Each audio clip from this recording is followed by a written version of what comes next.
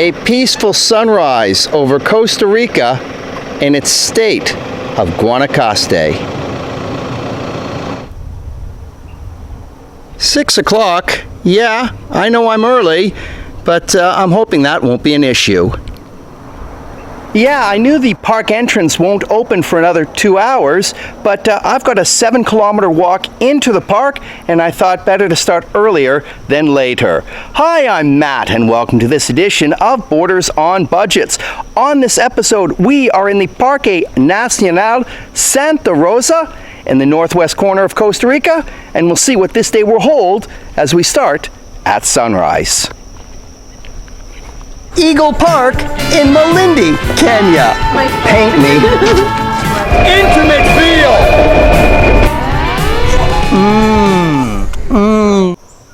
As soon as there's no traffic on National Highway number 1, the tranquility is terrific.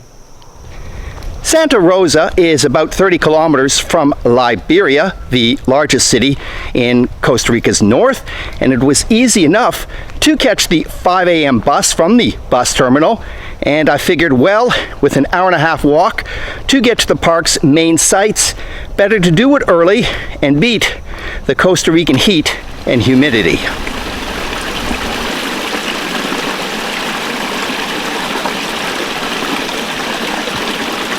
Not surprisingly, that in a tropical dry forest as Santa Rosa is classified, there are lots of animals to be seen. What I should have said was potentially to be seen. Yeah, I'd love to see an anteater, or is that a sloth? One or the other. Meanwhile, I did see some critter scurry by on the side of the road. Curious that it is only on this one tree that I've seen this fruit. I want to say monkey fruit, but I'm not sure.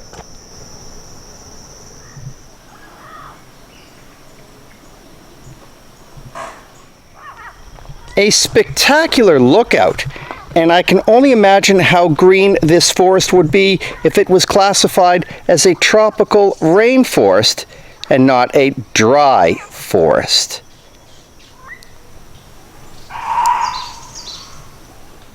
Well, that is not the sound of an anteater. Well, it's not an anteater or a sloth, but monkeys. How cool.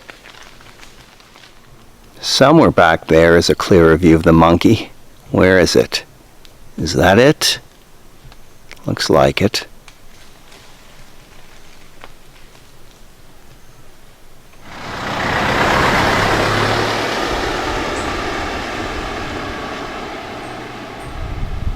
The road to Playa Naranjo is closed at this moment because the raining season, the road get very bad, and it's not possible to drive there. Well, that makes me feel good because after 7 kilometers walking from the highway to here, I really don't want to walk too much farther. Well, in the absence of following trails to the ocean, and again, just as well because I am tired, there are historical buildings preserved here at Santa Rosa, dating back to wars in the mid-19th and mid-20th century.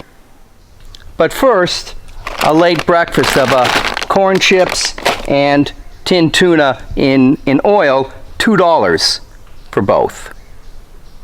I prefer my tinned tuna, but I've heard these guys taste like chicken.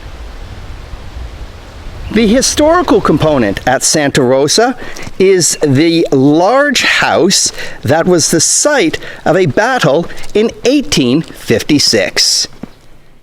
It was here in 1856 that Costa Rica preserved its independence. Hello. Oh, an interested iguana in Costa Rican history. In March 1856, a U.S. mercenary by the name of William Walker, who was already in Nicaragua working for the Democratic Party during their Civil War, decided to invade Costa Rica. Walker, who was a proponent of the Monroe Doctrine, which stated that America is for Americans, was more than willing to follow through with this geopolitical theory and invade Costa Rica. However, for all of Walker's glory, he was defeated here in 14 minutes, thus ending the first stage of the Filibuster War. Walker was later executed in 1860. The iguana seems to want to capture the roof of the casona during its invasion. You know, you hear these kind of things directly from your teachers at school and everything. I'm 46 years old and this is my first time here, so I'm very, very happy to be here and get to be in a place where we had a lot of our history, so very blessed, very blessed. How cool is this? A quick lesson in Costa Rican history and Roman numerals, 1856 and 1955. Oh, this is even cooler because this is the second take and he moved for a better angle. This has been another edition of Borders on Budgets. A reminder, Borders on Budgets. Local people, natural sounds, not a lot of money.